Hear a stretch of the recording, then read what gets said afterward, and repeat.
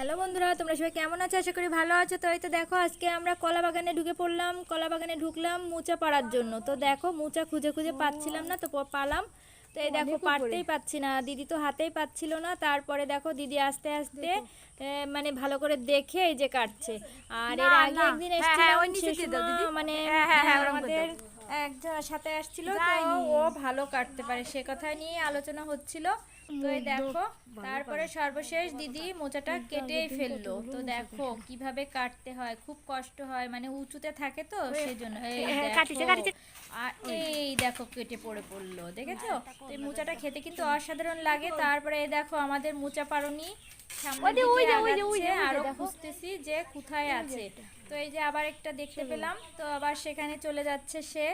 এই দেখো আস্তে আস্তে যাচ্ছে, যে এই দেখো আবার একটা মোচা পেলো, তো সেটাকে কাটলো। দেখো এটা একটু নিচে ছিল, তাড়াতাড়ি কাটা হয়ে গেল। দেখেছো কত উপরে? এই দেখো কেটে পড়লো। তো আসলে এইভাবে আমরা দুইটা তিনটা মোচা পেরে নিলাম। তো আমার ভিডিওটা কেমন হয়েছে অবশ্যই বলবে। টাটা। তাহলে চলে